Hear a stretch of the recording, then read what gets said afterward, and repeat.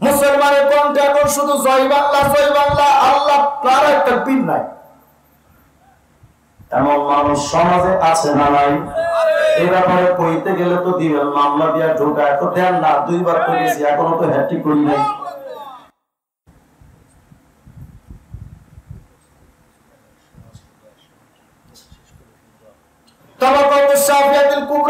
ঘটনাটা হযরত আদম নবী কিয়ামতের ময়দানে আরশে আজিমের পাশে এক জায়গায় অবস্থান করবেন। কি কাজ? ইয়ানজুরু ইলা মান ইয়ানতালিকু বিহি মিন ওয়ালাদিহি ইলান নার। আদম তাকা দেখবে তার কোন সন্তানদের জাহান্নামে নেয় আর কোনটারে জান্নাতের দিকে নিচ্ছে। আদম নবী তাকা দেখবে, হঠাৎ আদম আলাইহিস সালাম তাকা দেখবেন মুহাম্মদুর রাসূলুল্লাহর একজন উম্মতকে গলায় জাহান্নামের বেড়ি পরানো, হাতে পায়ের মধ্যে জাহান্নামের বেড়ি পরায়া টানতে টানতে তারে জাহান্নামের দিকে নিয়ে যাচ্ছে। আদম নবী তাকায় তাকায় এই দৃশ্যগুলো যখন দেখবেন, হযরত আদম তখন চিৎকার দিয়ে বলবেন, ইয়া আহমদ, ইয়া আহমদ, মুহাম্মদ তুমি কই? চিৎকার দিয়ে আদম ডেকে বলবেন, মুহাম্মদ তুমি কোথায়? আরে দুনিয়ার উম্মতের দল, কিয়ামতের ময়দানে তোমার নবীরে তুমি একটা জায়গায় কেমনে খুঁজে পাইবা? তোমার নবী তো উম্মতের দরজে একবার ডান দিকে তো আর একবার বাম দিকে তো, একবার সামনে দৌড়ায় আর একবার পেছনে দৌড়ান নবী। যে উম্মতরে যেই দিকে বিপদে দেখেন মায়ার নবী ওদিকে দৌড়ায় আল্লাহকে বলেন, আল্লাহুম্মা হাদিহি উম্মতি, আল্লাহ দেখো না এটা আমার উম্মত বিপদে পড়ে গেছে, আল্লাহ তারে তুমি একটু দয়া করে মাফ কইরা দাও, আল্লাহ তারে একটু আমার ওসিলায় ক্ষমা করে দাও, আল্লাহ আমার উম্মতরে কষ্ট দিও না। মায়ার নবী কিয়ামতের ময়দানে পুরা হাসরের ময়দানে দৌড়াদৌড়ি করতে থাকবেন, উম্মতের কোথায় বিপদ। আদম যখন ডাক দিয়ে বলবেন, মুহাম্মদ তুমি কই? নবী দূরের থেকে আওয়াজ দিয়ে বললেন, লাব্বাইক ইয়া আবাল বাশার, এই বাবা আমি এখানে আছি, বলেন না কি বলতে চান আপনি? কি হয়েছে আদম বাবা? আমি মুহাম্মদ এখানে আছি, একটু বলেন। আদম নবী ডাইকা বললেন, মুহাম্মদ রে হাদিহি উম্মাতুকা ইয়ানতালিকু বিহি ইলান নার, এই মুহাম্মদ এইটা মনে হয় তোমার উম্মত, দেখো রে কত কষ্ট দিয়ে ওরে ফেরেশতারা টানতে টানতে জাহান্নামের দিকে নিয়ে যাচ্ছে। মুহাম্মদ দেখো না ওটা বুঝি তোমার উম্মত, একটু দেখো না বাঁচানো যায় কিনা। মায়ের নবী যখন উম্মতের দিকে তাকাবেন, কোন নবী? এমন দরদি নবী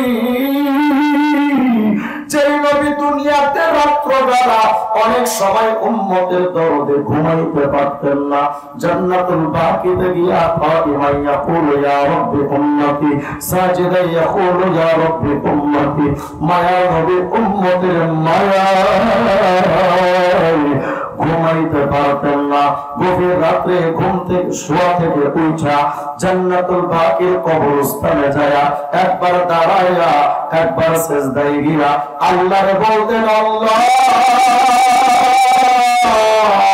আমার তো ঘুম আসে না, আমার গুনাহগার উম্মতরে কি করব? আমার উম্মতের গুনাহগার উম্মতরে কি করব? ওদেরকে যদি জাহান্নামে দিয়ে দাও আল্লাহ, আমি মুহাম্মদের তো সহ্য হবে না, আল্লাহ তুমি আমার উম্মতকে কি করবা সেটা কও। একদিন মায়ার নবী নামাজের পরে বসে বসে কাঁদতেছিলেন। আল্লাহ জিবরিল আমিন রে পাঠায়, এখন জিবরাইল রে আমার মুহাম্মদের কাছে একটু যাও, দেখো না আমার হাবিবুল্লাহ মুহাম্মদ আজ কান্নাকাটি করে কেন? যদিও আল্লাহ জানেন, তবুও জিবরাইলকে পাঠান, জিবরাইল রে আমার মুহাম্মদ রে জিগাও রে, আমার মুহাম্মদ কাঁদে কেন? জিবরিল এসে প্রশ্ন করেন, ওগো আল্লাহর নবী, আল্লাহ আমাকে আপনার কাছে প্রশ্ন দিয়ে পাঠিয়েছেন, নবী গো বলেন না কেন আপনি কাঁদেন? আপনি এতিম নবী, কেন আপনি কাঁদেন? কি হয়েছে আপনার? মায়ার নবী আমার বলেন, জিবরাইল রে নিজের সন্তান ফাতেমার জন্য কাঁদি না, হাসান হুসাইনের জন্য কাঁদি না রে, আপন কোন মানুষের জন্য কাঁদি না, শুধু কাঁদি কিয়ামতের ময়দানে আমার গুনাহগার উম্মতরে আল্লাহ কি করবে? আল্লাহ যদি আমার উম্মতরে জাহান্নামে দেয়, আমার উম্মতরে জাহান্নামে রেখে আমি জান্নাতে কেমনে বাঁচবো রে? এজন্য আমি কাঁদি।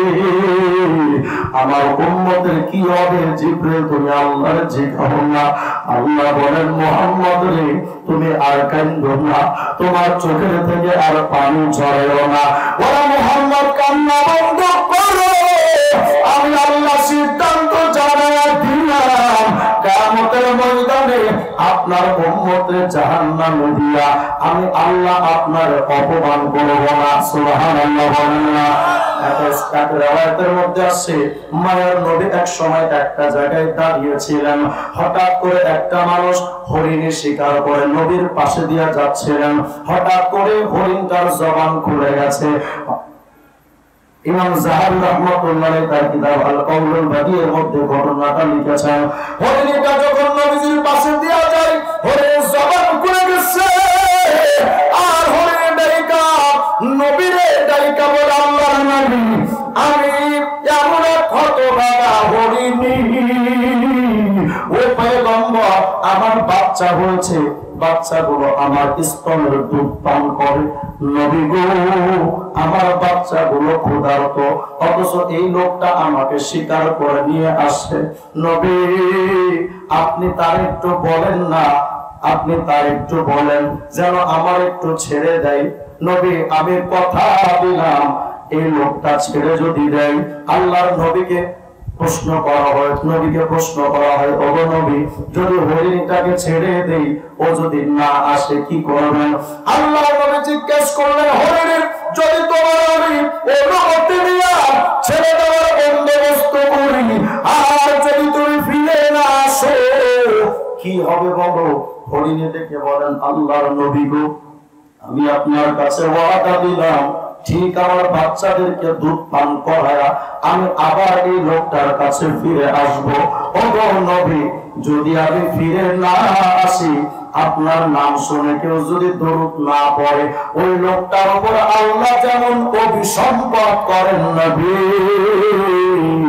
আমি যদি ফিরে না আসি তেমনি তেমন লানত, আল্লাহর লানত যেন আমার উপরে পতিত হয়। ও আল্লাহর নবী কথা দিলেন, ঠিক সময় আমি আবার এখানে ফিরে আসবো, আপনি একটু বলেন না যেন আমার লোকটা ছাইরা দেয়। আল্লাহর নবী বলেন, এই আল্লাহর বান্দা আতুলে কাহা করে ছাইরা দাও, ও ঠিকই তোমার কাছে ফিরে আসবে, ওকে ছেড়ে দাও। লোকটা তাকে ছেড়ে দিল, হরিণীটা বাচ্চাদের কাছে যায় প্রাণ ভরে তাদেরকে দুধ খাওয়ায়া আখেরি বিদায়টা বাচ্চাদের কাছ থেকে নিয়া হরিণীটা আবার ওই লোকটার কাছে ফিরে আসে। আল্লাহর নবী দৃশ্যটা দেখে তো হতবাক। আল্লাহর নবীকে অবশেষে জিবরিল আমিন আসলেন আল্লাহর নবীর কাছে। জিবরিল আইসা বলে, ও নবী আল্লাহ আপনার কাছে সালাম প্রেরণ করেছেন, আর আল্লাহ পাক একটা সুসংবাদ দিয়া পাঠাইছেন, নবী গো এই হরিণীটা তার বাচ্চাদের প্রতি যেমন দরদার মায়া, আপনার উম্মতের প্রতি আল্লাহর মায়া আরো কোটি গুণ বেশি। ও নবী, এই হরিণীটা যেমন আবার এখানে ফিরে আসছে, আল্লাহ ওয়াদা দিয়েছেন আপনার উম্মতরে ঠিক একদিন না একদিন আপনার কাছে আল্লাহ পৌঁছায় দিবেন। আপনি এত টেনশন করিবেন না। মায়ার নবী এতটা পেরেশান হইতেন, শাহরিউল্লাহ মুহাদ্দিসের দেহে নবী বলেছেন, তার কিতাবের মধ্যে লিখেছেন, বিস্তারিত লম্বা আলোচনা করার সুযোগ হবে না। আল্লাহ নবী যেই দিন ইন্তেকাল করেন 23টা বছর তো কেঁদেছেন উম্মতি উম্মতি বলে। ইন্তেকালের পর মায়ের নবীকে যখন কবরে রাখা হবে, সেই কয়েকজন সাহাবী কবরের মধ্যে নেমেছিলেন পয়গম্বরের দেহ মোবারক কবরে রাখার জন্য। একে একে সব সাহাবীরা তো উঠে আসছেন কবর থেকে। যেই সাহাবী সর্বশেষ কবর থেকে উঠবেন, ওই সাহাবী বলেন, আমি কবর থেকে হঠাৎ করে যখন উঠে আসবো, আমার মনে হচ্ছিল আল্লাহ নবীর এই মায়ার চেহারা তো আজকের পরে আর আমার দেখার ভাগ্য হবে না। এই নবীর চেহারা তো আর কোনোদিন আমি দেখতে পারবো না। মায়ার নবীর চেহারাটা চিরদিনের মতো দেখালো, আর তো এই রাহমাতুল লিল আলামিন নবী সরওয়ারের চেহারাটা আর দেখতে পারবো না। জনমের মতো শেষবারের মতো নবীর চেহারার দিকে একটু তাকায় রই। ওই সাহাবী বলেন, যখন নবীর চেহারার দিকে তাকাইলাম, আমি তাকায় দেখি মায়ার নবীর জবানে এই ঠোঁটটা যখন কবরে শোয়ানো হচ্ছে নবীর দেহ মোবারক, ওই সাহাবী বলেন, আমি নবীর চেহারার দিকে তাকায় দেখি পয়গম্বরের ঠোঁটটা এমন নবীর ঠোঁটটা নড়াচড়া করতেছিল। সুবহানাল্লাহ বলেন। ওই সাহাবী বলেন, আমি আমার কানটারে নবীজির ঠোঁট মোবারকের কাছাকাছি নিলাম, দেখি না মায়ার নবী কি বলেন। আমার কানটারে নবীর ঠোঁটের কাছে যখন নিলাম, ওই সাহাবী বলেন, আমি শুনতেছিলাম আল্লাহর নবী আস্তে করে ঠোঁট নাড়ান আর আল্লাহর কাছে বলেন, আল্লাহুম্মা উম্মতি, আল্লাহ গুনাহগার উম্মত গুলোকে রাইখা গেলাম দুনিয়ায়, আল্লাহ আমার গুনাহগার উম্মত গুলো হবে থাকি, আল্লাহ ওদের ব্যাপারে আপনি কি ফয়সালা করেছেন আল্লাহ বলেন। দুনিয়ার মানুষ নবী তার উম্মতকে এতটা ভালোবাসতেন। আলোচনা করতে গেলে তো অনেক টাইমের দরকার, ওটা আমার মূল উদ্দেশ্য নয়। বুঝাতে চাচ্ছি মায়ার নবী তার উম্মতের প্রতি সীমাহীন দরদ। আদম যখন বলবেন, মুহাম্মদ এইটা বুঝি তোমার উম্মত, দেখো না কত কষ্ট দিয়া তার জাহান্নামের দিকে নিচ্ছে। আল্লাহর নবী যখন ওই লোকটার উম্মতের দিকে তাকাবেন, গলার মধ্যে বেড়ি, পায়ের হাতের মধ্যে জাহান্নামের শিকল দিয়া টানতে টানতে নিচ্ছে, আর উম্মত চিৎকার দিয়া কাঁদে, আব্বু বাঁচাও, আম্মু আমার বাঁচাও। একবার সন্তান বেটাকে বাঁচাও রে, কেউ তো তার বিপদে আসে না।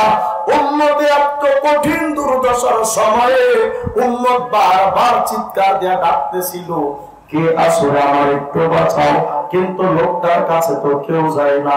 নবী যখন এই দৃশ্যটা দেখেছেন, আল্লাহ নবী আর এক সেকেন্ড সহ্য করতে পারেন না।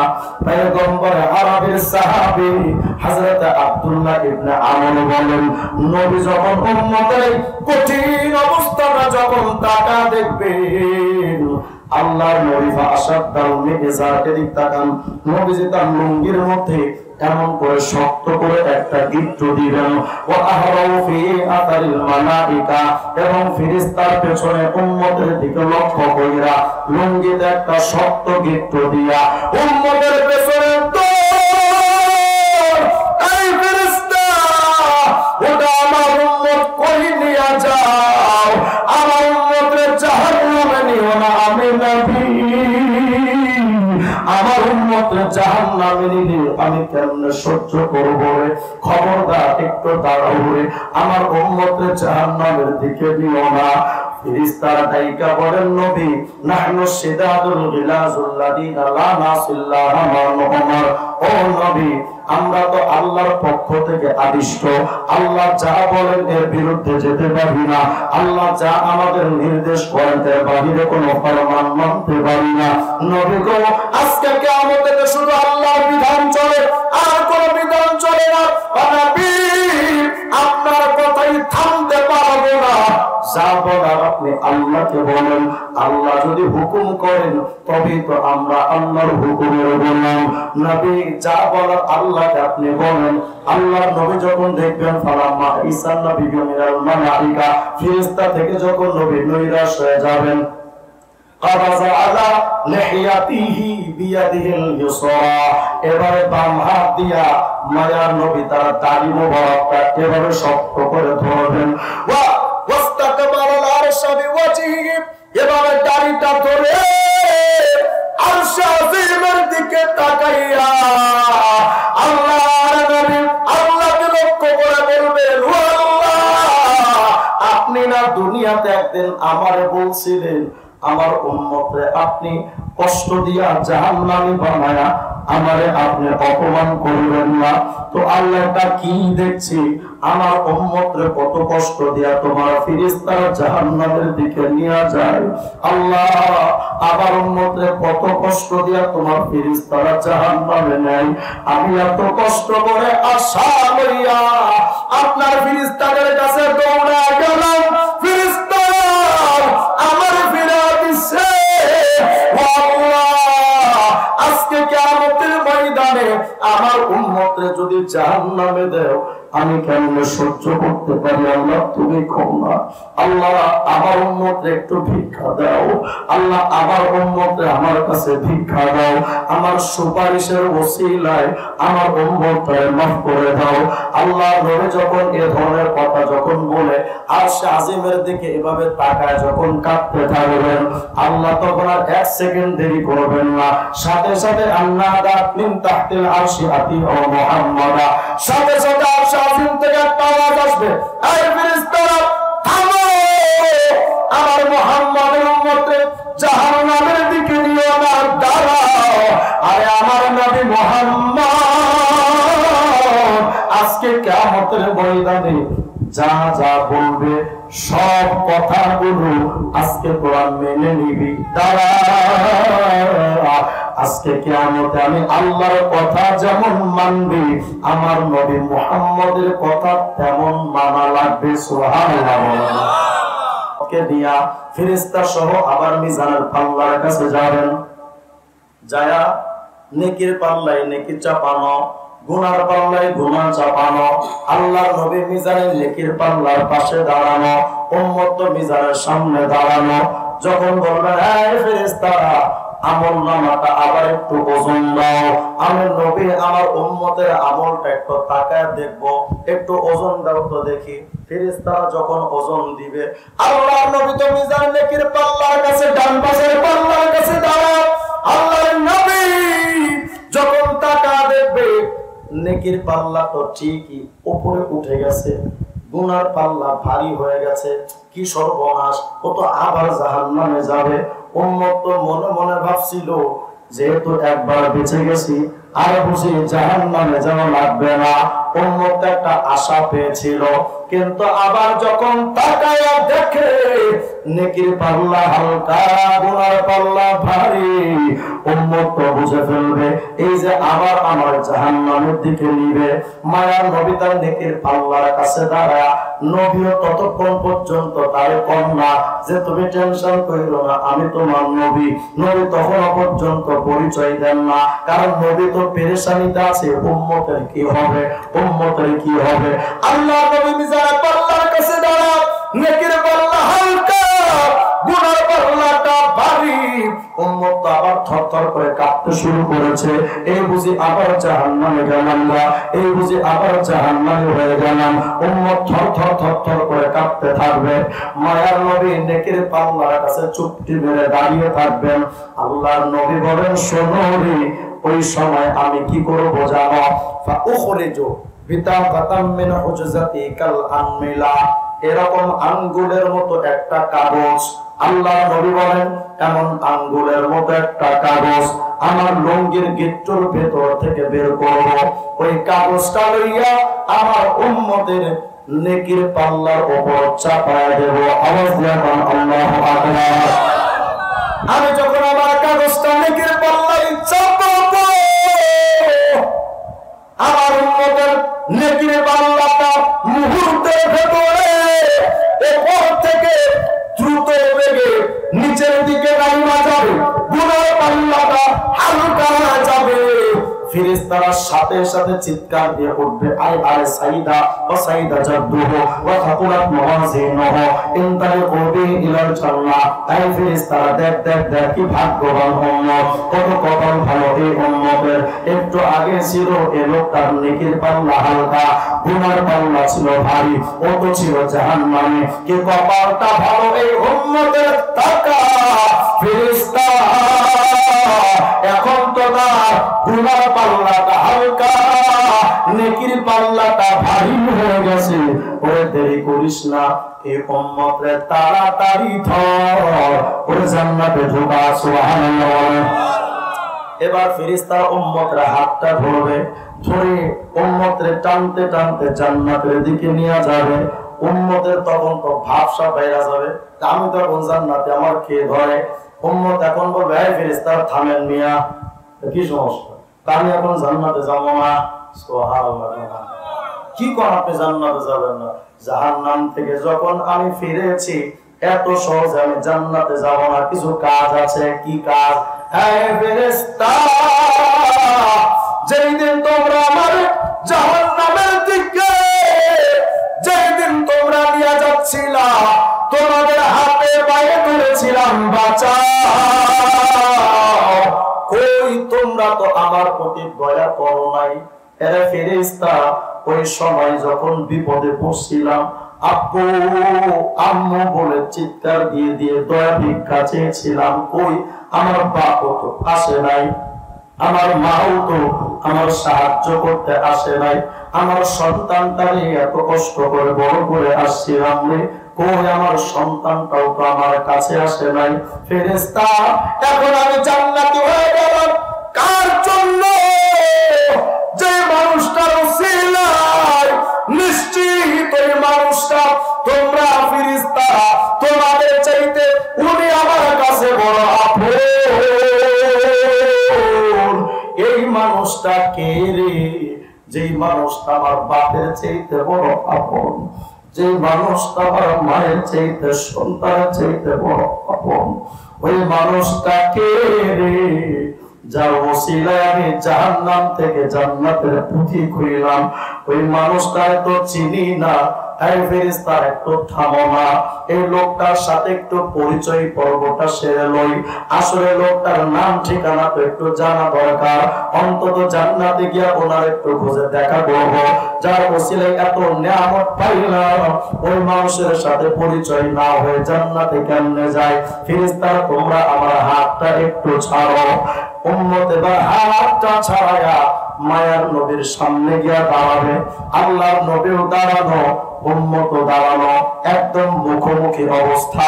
আল্লাহর নবী কেমন উম্মত জিগাবেন, ও আল্লাহর বান্দা, মা আহসানা খলকাক, ও আল্লাহর বান্দা এত সুন্দর বডি ফিটনেস আপনার, মা আহসানা ওয়াজহা, এত সুন্দর চেহারাটা আপনার। তবে আল্লাহর বান্দা, আমার জানতে মনে চাই, যেই বিপদ কালে আমি বাপেরও পাইলাম না, মারও পাইলাম না, নেতা কর্মী তো আগের থেকেই নাই, পীর টির তো কেউ নাই, আমার আপন বলে যখন কেউ আমার পাশে আইলো না, আল্লাহর বান্দা রে,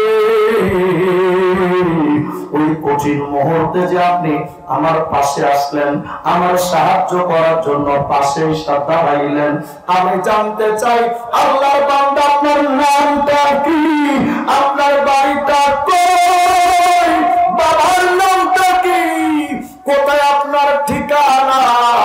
পরিচয়টা তো একটু আল্লাহর বান্দা আমাকে দেওয়া যাবে? আপনার ঠিকানা পরিচয়টা একটু দেন না। মায়ার নবী উম্মতের প্রশ্নগুলো শুনতেছেন, দাঁড়ায়া দাঁড়ায়া উম্মতের প্রশ্ন নবী শুনতে থাকবেন। নবীও উম্মতের দিকে তাকায়া, উম্মত নবীর দিকে তাকায়া, অবশেষে মায়ার নবী বলে বসবে, এরে উম্মত, তুই আমার চিনিস না, আরে আমি তো তোদের নবী।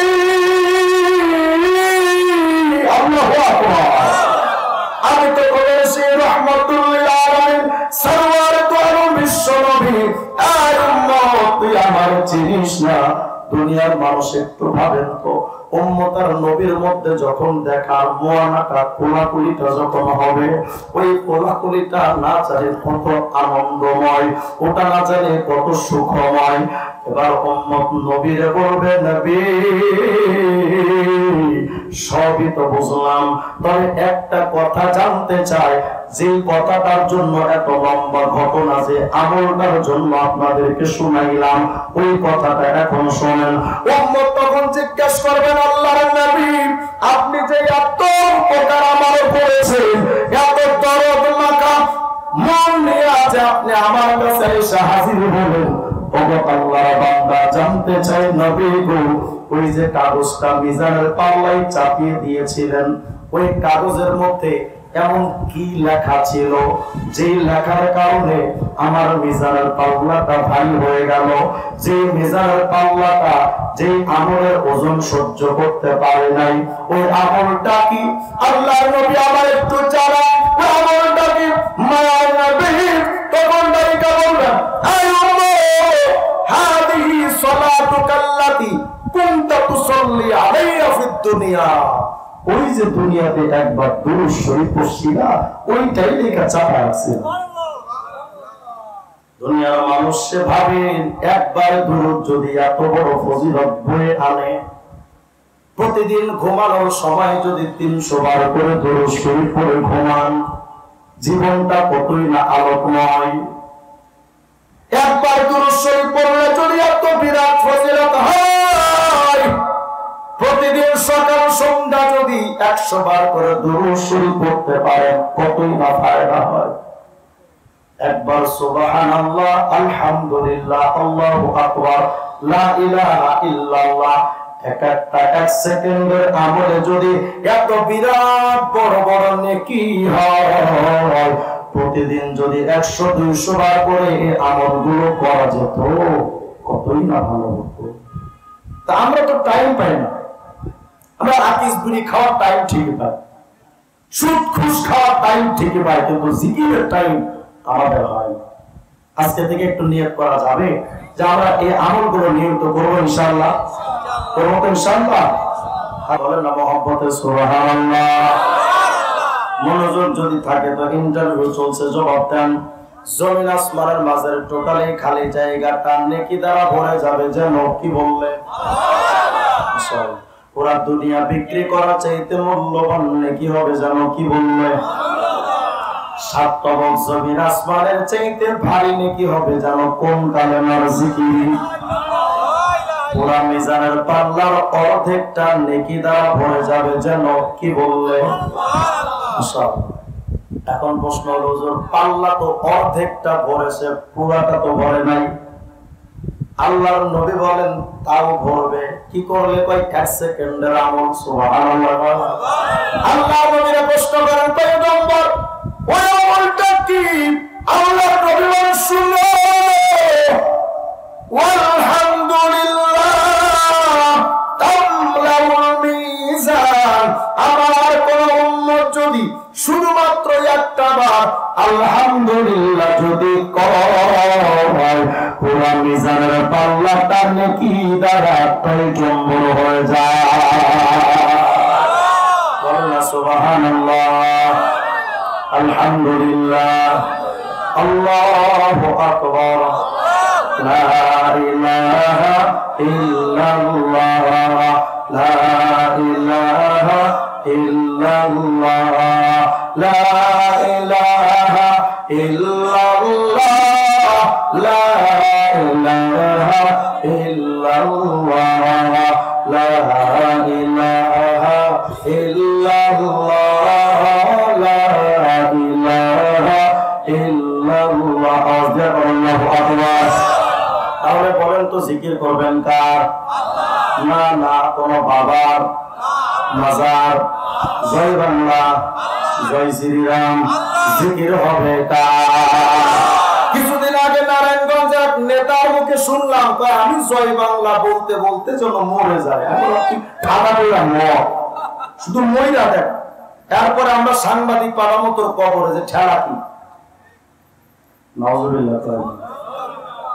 আমরা চাই মৃত্যু হবে কি বলতে বলতে, বলেন বলেন কি বলতে বলতে।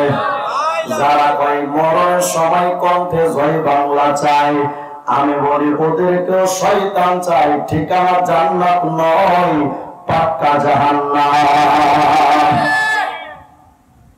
আস্তাগফিরুল্লাহল আযীম। মুসলমান ভাইরা কথাগুলো বুঝবেন, জবানে জিকির লাগবে কার? কোন দুনিয়ার কোন নেতার। দেখবেন এরা রাস্তায় গিয়া মিছিল দেয়, আমার নেতার কিছু হলে জ্বলবে আগুন ঘরে ঘরে, আছে না? অথচ এই মুসলমানগুলোর সামনে যখন নবীকে গালি দেওয়া হয়, আল্লাহকে যখন গালি দেওয়া হয়, তাদের জবান থেকে কথা বের হয় না, মুসলমানদের মুনাফিক। আপনার জবানে থাকবে আল্লাহ, কিন্তু আপনার জবানে চলতে থাকে শুধু অমুক নেতা তমুক নেতা। আমার নেতা যেখানে আমিও আছি সেখানে, তোর নেতা চোর, তোর নেতা বাটপার, তোর নেতা চিটিংবাজ, তোর নেতা ধর্ষক, তোর নেতা দুর্নীতিবাজ, তো তোর নেতার ঠিকানা তো জাহান্নাম। তুই যদি বলিস আমার নেতা যেখানে আমিও সেখানে, তো তোর নেতা জাহান্নামে, তুইও তো দোজখে। কথা বলতে হবে, এটা আমার নবী যেখানে আমি আছি সেখানে, আলেম ওলামা যেখানে আমরা আছি সেখানে। আর কথা হয় না আমরা, এটা কি রাজনৈতিক কাজ? মুসলমান ভাইরা কথাগুলো বুঝবেন, জবানে জিকির চলবে কার? এখন কিছু কিছু মুরিদ আছে দেখবেন সারাদিন শুধু বাবা আর বাবা,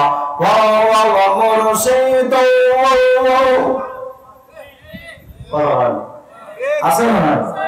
কেল্লা বাবা, ফাইল্লা বাবা, সিল্লা বাবা, ল্যাংটা বাবা, ভান্ডারি, ওরে বাবা, ইয়াবা বাবা।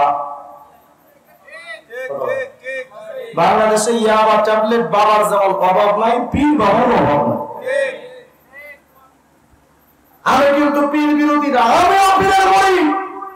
আমার পীর যদি আমাকে কোরআন সুন্নাহ থেকে আলাদা হতে বলে, আমার পীরকে জুতা দিয়ে পিঠে চামড়া করে ভালো কথা। আপনাদের যশোরের পাশে তো কুষ্টিয়া জেলা, এইখানে শয়তান ছিল, কয়েকশো বছর আগে মারা গেছে, নাম তার লালন শাহ। কি শাহ? পাক্কা ফরমালি মুক্ত শয়তান ছিল, একেবারে ফরমালি মুক্ত। আমার 7টা বই আছে, ওর বই আমার কাছে আছে 7টা। বইয়ের মধ্যে পড়ছি, লিখেছে যেহি মুর্শিদ সেই রাসূলুল্লাহ সেই আল্লাহ, এটাই কোরআনের কথা। নাউজুবিল্লাহ বলেন না? যিনি পীর তিনি খোদা, তো যিনি পীর তিনি যদি খোদা হয়, খোদা কয়জন? তার কথা বলে না, কয়জন? এখন বাবা পীর যদি হয় 1 লাখ, তার মানে খোদা 1 লাখ। নাউজুবিল্লাহ আসতে বলবেন? তাহলে বলেন লালন সাহেব কি মুসলমান বা পাক্কা শয়তান? নাউজুবিল্লাহ মিনাজ জালিক। লালন সাহেব সব ধর্ম পালন করা যাবে। দুঃখ আর কষ্টের সাথে বলতে হয়, আপনাদের এই যশোর শহরে একটা সংগঠন আছে, তাদের নাম হিজবুত তাওহীদ। কি নাম? রাজারহাটে তাদের অফিস ছিল। যশোর শহরের যত আলেম ওলামা আছে, মুফতি বোর্ডের, ইমাম পরিষদের সব আলেমদের বিরুদ্ধে হিজবুত তাওহীদ কিছুদিন আগে মামলা দিয়েছে। আপনাদের খবরই নাই, সবার নামে মামলা। আমি রেল স্টেশন মাদ্রাসা আনোয়ার করিমের কাছে গেছিলাম, আমার বাড়ি তো কেশবপুরে। আমি আয়েশা বলছি, হুজুর আপনাদের কামটা করার দরকার না, শুধু আমার তো অনুমতি দেন, বাকিটা আমি দেখবো কি করা যায়, শুধু অনুমতি চাই। এদের ব্যাপারে তো আমি সারা বাংলাদেশে কাজ করি, 4টা মামলা খাইছি, বেশি না, মাত্র 4টা।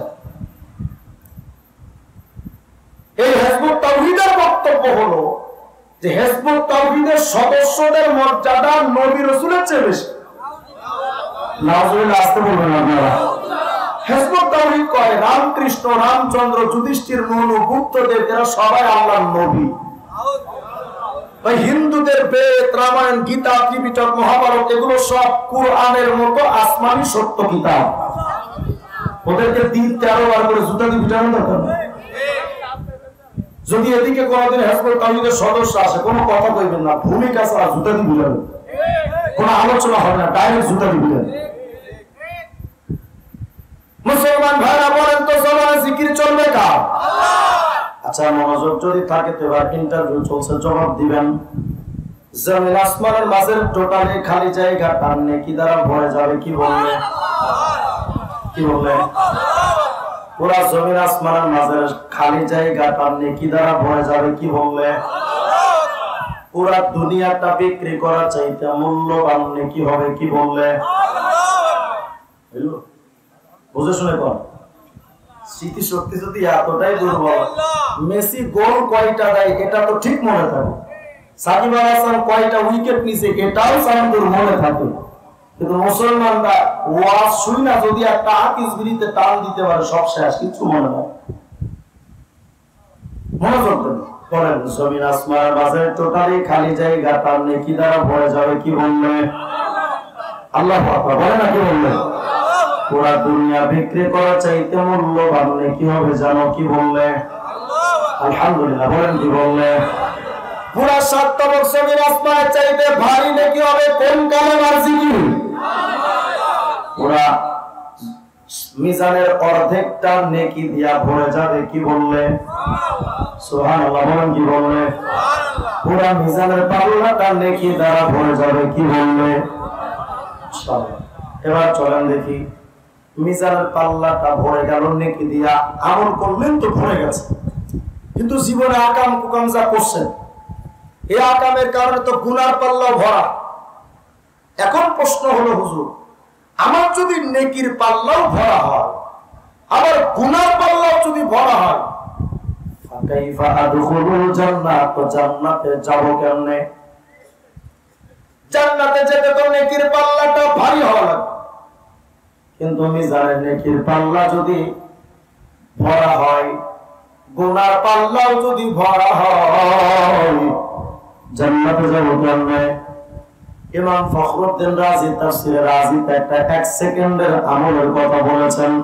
ইমাম রাজি বলেন, শোনো উম্মতের দল, আলহামদুলিল্লাহ সামানিয়াতু আহরুফ।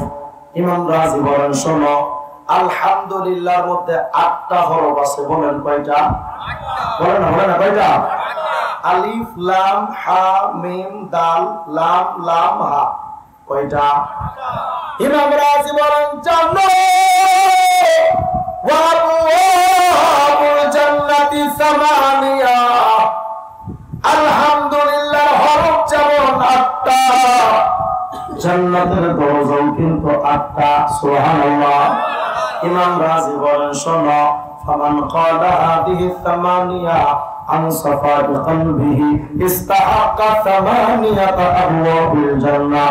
ইমাম রাজি বলেন, আল্লাহর কোন বান্দা যদি পরিষ্কার একটা অন্তর নিয়া শুধু একবার আলহামদুলিল্লাহ যদি কয়, ইমাম রাজি বলেন ওই 8 হরফের আলহামদুলিল্লাহ একটা বার যদি কয়, জান্নাতের 8টা দরওয়াজা টাস টাস করে খুলে যায়। বলেন আলহামদুলিল্লাহ।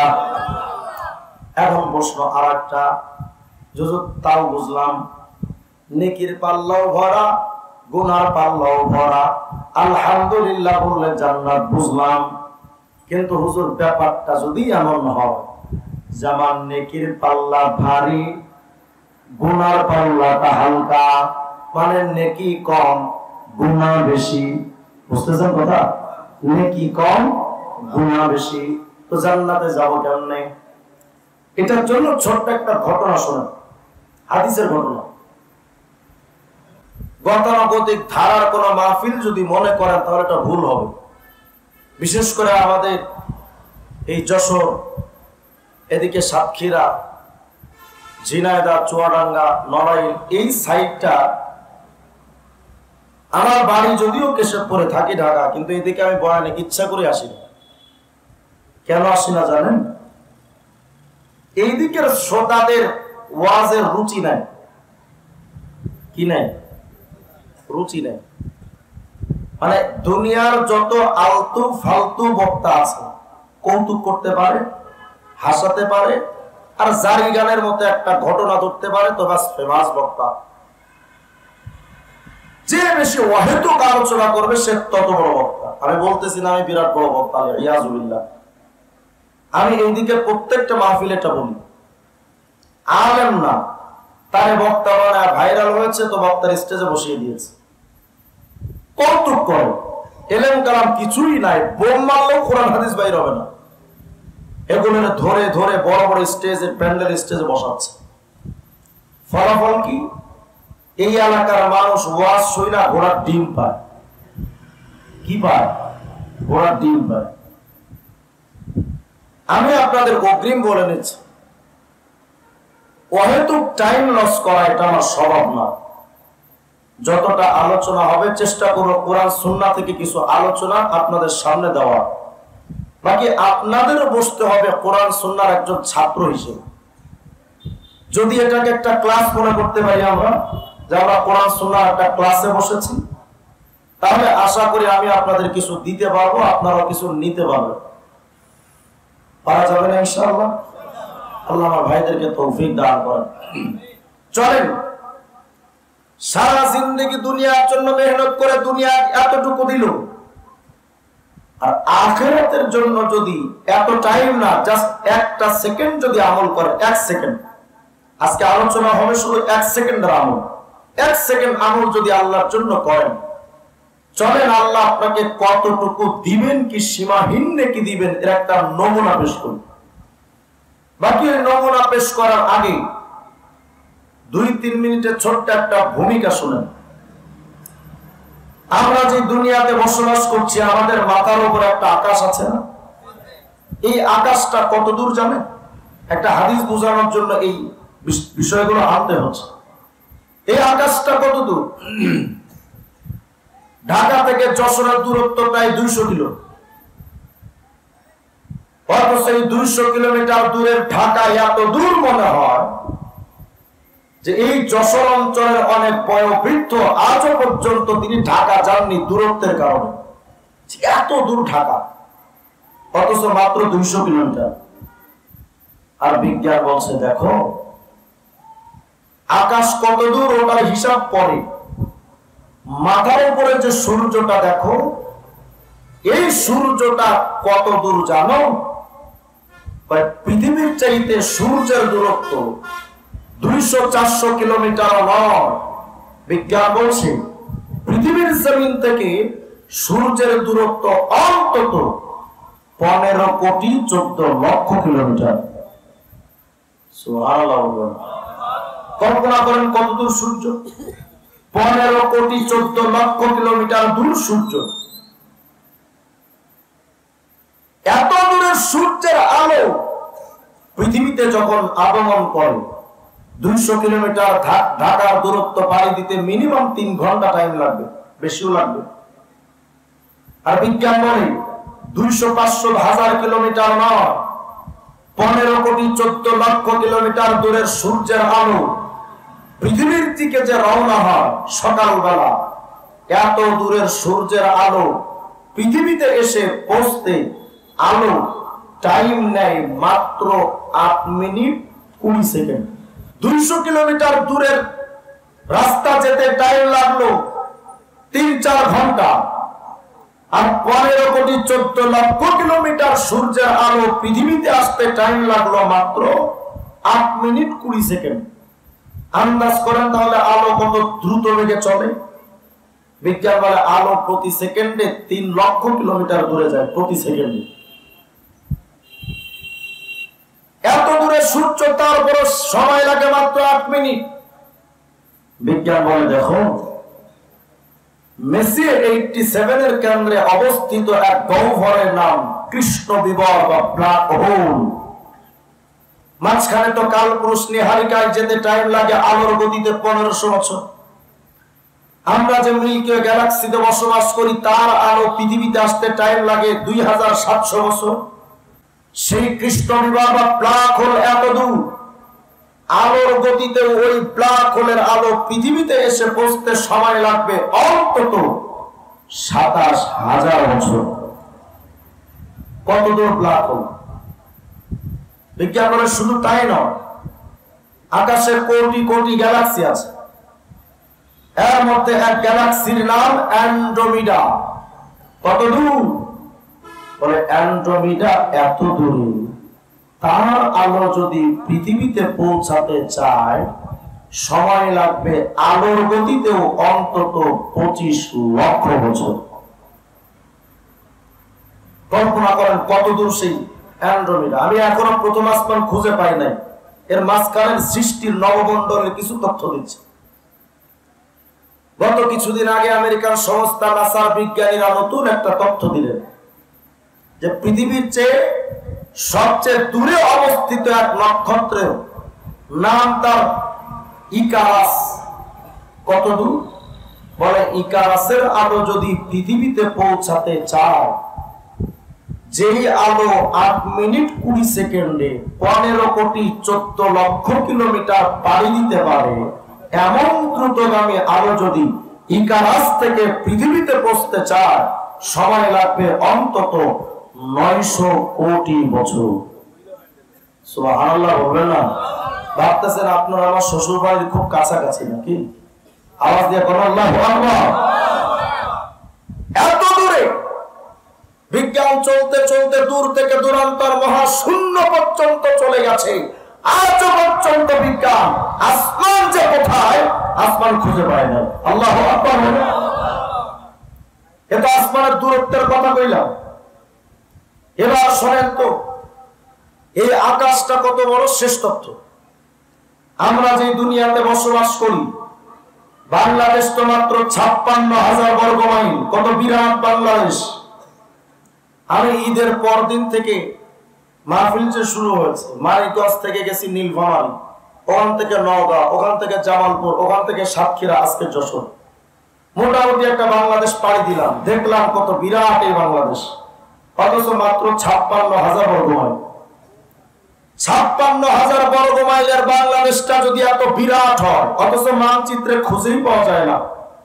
বিজ্ঞান বলে পুরা পৃথিবীটা, বাংলাদেশ তো 56,000 বর্গ মাইল, আর পুরা পৃথিবীটা 20 কোটি বর্গ মাইল। সুবহানাল্লাহ বলেন, কত বিরাট পৃথিবী। বিজ্ঞান বলে মিয়া আশ্চর্য হওয়ার কিছু নেই। কেন? ওই যে মাথার উপরে ছোট্ট একটা টাকার কয়েনের মতো একটা সূর্য দেখো, এই সূর্যটা কিন্তু এত ছোট নয়। কত বড়? বলে পৃথিবীর চেয়ে ওই সূর্য 13 লক্ষ গুণ বড়। আন্দাজ করেন তো সূর্য কত বড়? মোটামুটি দেওয়ানবাগী পিসাবের পেটের মতো। আওয়াজ দিয়ে করেন ভগবান, কত বিরাট সূর্য। বিজ্ঞান বলে মিয়া পৃথিবীর চাইতে 13 লক্ষ গুণ বড় যে সূর্য, আকাশে একটা তারকা আছে, নাম তার ইউআই স্কুটি। ওই ছোট্ট তারকাটা সূর্যের চাইতেও 500 কোটি গুণ বড়। অথচ ওই তারকা আকাশে এত ছোট্ট একটা জায়গা নিয়ে অবস্থান করে যা আমরা চোখেই দেখি না। এত বিরাট তারকা যদি আকাশের ক্ষুদ্র একটা অংশে অবস্থান করতে পারে, তাহলে কল্পনা করেন তো পুরো আকাশটা কত বড় হতে পারে।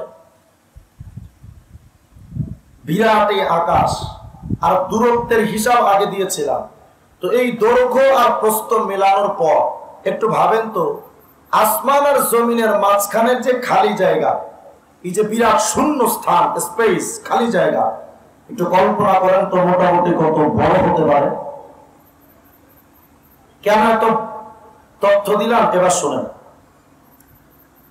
সরওয়ারে দো আলম বিশ্বনবী মুহাম্মদ রাসূলুল্লাহ সাল্লাল্লাহু আলাইহি ওয়াসাল্লাম, আল্লাহর নবী সরওয়ারে দো আলম বলেন, আল জামিউস সগীর লিসুয়ুতি 4619 নম্বর হাদিসে পয়গম্বর আরবি বলেন, উম্মতরা শোনো, জমিন থেকে আসমানটা যত দূর আর মাঝখানে যত বিরাট খালি জায়গা, আল্লাহর নবী আমার বলেন, আমার কোন উম্মত যদি তার জবানটা দিয়া শুধু 1 সেকেন্ড সময় নিয়ে শুধু একটা বার আল্লাহু আকবারের জিকির যদি করতে পারে, শুধু একটা বার যদি কয় আল্লাহু আকবার, আল্লাহর নবী আমার বলেন, জমিন থেকে আসমানের মাঝখানে যত বিরাট খালি জায়গা, শুধু একটা বার যদি তোমরা আল্লাহু আকবার যদি পুরা আসমান আর জমিনের মাঝের টোটাল এ খালি জায়গাটা নেকি দ্বারা ভরে যায়। বলেন আল্লাহু আকবার। আর জোরে বলেন আল্লাহু আকবার। ফাতহুল কাদির লিশ-শাওকানি খন্ড পৃষ্ঠা 17। আল্লাহর নবী আমার বলেন, লাউ আন্না দুনিয়া কুল্লাহা বিহাদাফিরিহা ফি ইয়াদি রাজুলিন মিন উম্মতি সুম্মা ক্বালা আলহামদুলিল্লাহ লাকানাল হামদু আফযালা মিন যালিকা। নবী আমার বলেন, শোনো এর উম্মতের দল, তুমি যদি পুরো যশোর জেলা তার মালিক তুমি একলাই হও, শুধু যশোর জেলার খুলনা বিভাগ নয়, ঢাকার গুলশান, বনানী, যাত্রাবাড়ি, সায়দাবাদ, পল্টন, গুলিস্তান, টোটাল ঢাকা শহরের মাটি আর জমির মালিক যদি তুমি একলাই হও, শুধু ঢাকা আর যশোর খুলনা নয়, পুরো বাংলাদেশের এরিয়ার মালিক যদি তুমি একা হও, আল্লাহ নবী আমার বলেন, উম্মতের দল, ওয়াশিংটন থেকে নিয়ে দিল্লির লালকেল্লা পর্যন্ত, পেন্টাগন থেকে নিয়ে বিধানসভা পর্যন্ত, টোটালি ভূখণ্ডের মালিক যদি তুমি একা নিজে হও, আল্লাহর নবী আমার বলেন, পুরা আরবের 22টা রাষ্ট্রের মালিক যদি তুমি একাই হও, আল্লাহর নবী বুঝাতে চান পৃথিবীর এক প্রান্ত থেকে অপর প্রান্ত পর্যন্ত টোটালি পৃথিবীর জমি জায়গার মালিক যদি তুমি শুধু একলাই হও, শুধু জমির মালিক নয়, জমিনের নিচে যত সম্পত্তি আছে না কেন, যত স্বর্ণের খনি, রূপার খনি, হীরার খনি, ডায়মন্ডের খনি, তেলের খনি, গ্যাসের খনি বা কয়লার খনি, সমস্ত খনিজ পদার্থের মালিক যদি কোনো বান্দা একা নিজে হয়, জমিন আর তার নিচের সম্পত্তি শুধু নয়, জমিনের উপরে যত সম্পত্তি, যত গাড়ি বাড়ি, মিল কল কারখানা যা কিছু আছে না কেন, মায়ার নবী আমার বলেন, উম্মতেরই নবী বুঝান, যত টাকা, রুপি, রিয়াল, দিনার বা দিরহাম অথবা ডলার, এক কথায় এই দুনিয়ার উপরের নিচের টোটাল সম্পত্তির মালিক যদি তুমি একাই হও, এই পুরা দুনিয়াটা বিক্রি করলে যত দাম, নবী আমার বলেন, আমার কোন উম্মত যদি জবানটা দিয়া শুধু একটা বার আলহামদুলিল্লাহর জিকির করে, শুধু একটা বার যদি কোন উম্মত আলহামদুলিল্লাহ কয়, নবী বিশ্ব নবী বলেন, শোনো পুরা দুনিয়াটা বিক্রি করলে যত দাম, শুধু একবার আলহামদুলিল্লাহ বললে তার চাইতে বেশি মূল্যবান। বলেন আলহামদুলিল্লাহ। মনোযোগ যদি থাকে তো মুমিন জবাব দেন, জমিন আসমানের মাঝের টোটালি খালি জায়গাটা নেকি দ্বারা ভরে যাবে। জানো কি বললে? আলহামদুলিল্লাহ। আলহামদুলিল্লাহ। এই জন্য বলছিলাম ক্লাসে বসেন, ক্লাসে ছাত্র হতে হবে। যদি ছাত্র হওয়ার মানসিকতা নিয়ে বসেন তাহলে মুখস্থ করে বাসায় যাবেন। সারাক্ষণ বয়ান শুনলেন, ওয়াজের শেষে কিচ্ছু মনে নাই, তো ওই বয়ান শুনে ফায়দাটা কি বলেন? এই জন্য আমি আপনাদের মুখস্থ করাচ্ছি। জমিন আসমানের মাঝের টোটালি খালি জায়গাটা নেকি দ্বারা ভরে যাবে। আল্লাহু আকবার বললে বলেন কি বললে? পুরা দুনিয়াটা বিক্রি করা চাইতে মূল্যবান নেকি হবে যদি কেউ শুধু আলহামদুলিল্লাহ বলে। আমি আপনাদের পরীক্ষা নিচ্ছি, আবার বলেন, জমিন আসমানের মাঝের টোটালি খালি জায়গাটা নেকি দ্বারা ভরে যাবে। জানো কি বললে? বলেন বলেন কি বললে? পুরা দুনিয়াটা বিক্রি করা চাইতে মূল্যবান নেকি হবে। জানো কি বললে? এত জমিন তো আসমানের হিসাব দিলাম। এবার চলেন আল্লাহর নবীর আপন চাচাতো ভাই রাইসুল মুফাসসিরিন হযরত আব্দুল্লাহ ইবনে আব্বাস রাদিয়াল্লাহু আনহুর বর্ণনা। এটা পাবেন আব্দুরুল মানসুর আল-সুয়ুতি 4 নম্বর খণ্ডে 416 নম্বর পৃষ্ঠার বর্ণনা। হযরত আব্দুল্লাহ ইবনে আব্বাস বলেন, জমিন থেকে আসমানটা যত দূর, গিলাজু কুল্লি আরদিন 500 আম ওয়া বাইনা কুল্লি আরদিন ইলা আরদিন 500 আম ওয়া গিলাজুস সামাই 500 আম ওয়া বাইনাস সামাই ইলা সামাই 500 আম। ইবনে আব্বাস বলেন, জানো রে মানব সভ্যতা, জমিন থেকে আসমানটা যত বড়, ওই আসমানের ছাদ আবার এমন সমপরিমাণ মোটা। আল্লাহু আকবার। যে জমিনে বসে আছি এখান থেকে আসমান যত দূর, এই জমিনটার নিচে তত দূর। আল্লাহু আকবার। হযরত আব্দুল্লাহ ইবনে আব্বাস বলেন, জমিন থেকে আসমানটা যত দূরে, আল্লাহ পাকের 7টা জমিন এমন মোটা, 7টা আসমান এমন মোটা, 7টা জমিন তো আসমান যেমন খালি জায়গা, আসমান তো জমিন আবার এমন খালি জায়গা। দুনিয়ার মানুষের তো ভাবো, এক তবক জমিন আসমান যদি এত বড় হয়, 7 তবক জমিন আসমান টোটালটা কত বড়। আল্লাহু আকবার। এখন তো পেরেশানিতে পড়ে গেছেন যে হুজুর, 7 তবক জমিন আসমান যদি এত বড় হয়, ওই তুলনায় আমি মানুষটা এতটাই ক্ষুদ্র যে আমার তো খুঁজেই পাওয়া যাবে না, আমি এতটাই ছোট, সামান্য বিমানে উঠলেই পৃথিবীর নিচের কিচ্ছু দেখা যায় না। মানবরে তুমি এত ছোট, আল্লাহর এত বড় সৃষ্টি, অথচ আসমানটা তো বিশাল। আসমান অহংকার করে না, জমিন এত বড়, জমিন অহংকার করে না। পাহাড় এত উঁচু আর শক্তিশালী, কিন্তু পাহাড় কোনদিন ক্ষমতা দেখায় দুর্বলের উপরে হামলা করে না। একমাত্র মানব সভ্যতাটা এমন, সামান্য নেতার চামচাও যদি হয়, তার ক্ষমতা আর ঠেলায় বাঁচা যায় না। আরে বাপ রে বাপ, কত পাওয়ার, বিরাট বড় পাওয়ার ওয়ালা। দিন যদি 13 বার করে জুতা দিয়ে পিটায়, তাহলে এদের বাপ যাবে, আগে যাবে না। কি পাওয়ারফুল এরা, অথচ নেতার চামচা, চামচার ঠেলা এত। 7 তবক জমিন আসমান এত বড়। আপনি যদি বলেন আসমান জমিন যদি এত বড় হয়, ওই তুলনায় আমি মানুষ কত খুব ক্ষুদ্র, তাহলে আমার জানার দরকার, আসমান জমিন যদি এত বড় হয়, তাহলে মানুষের তো অস্তিত্বই পাওয়া যাবে না। এটা কেমনে কি হইল হুজুর? আল্লাহর নবী বলেন, না রে উম্মত, টেনশন করিস না, তোমাদের জিন্দেগিতে একটা আমল আছে যেটা 7 তবক জমিন আসমানের চাইতে বড়। সুবহানাল্লাহ। কিতাবের নাম মুস্তাদরাক আলা সহিহাইন লিল হাকিম 150 নম্বর 55 নম্বর হাদিস। আল্লাহর নবী আমার বলেন, শুনো, 7 তবক জমিন আসমানটা যত বড়, ফাইন্নাস সামাওয়াতি ওয়াল আরদা ওয়া মা ফীহিন্না লাউ উদিয়াত ফি কিফাতিল মিজান ওয়া উদিয়াত লা ইলাহা ইল্লাল্লাহ ফিল কিফাতিল উখরা কানাত আরজাহা মিনহুমা।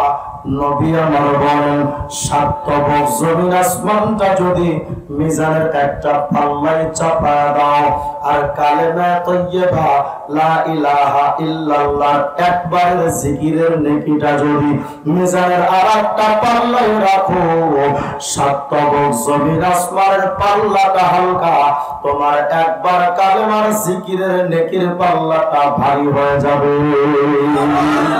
বলেন না মহব্বতে লা ইলাহা ইল্লাল্লাহ, লা ইলাহা ইল্লাল্লাহ, লা ইলাহা ইল্লাল্লাহ, লা ইলাহা ইল্লাল্লাহ, লা ইলাহা ইল্লাল্লাহ, লা ইলাহা ইল্লাল্লাহ।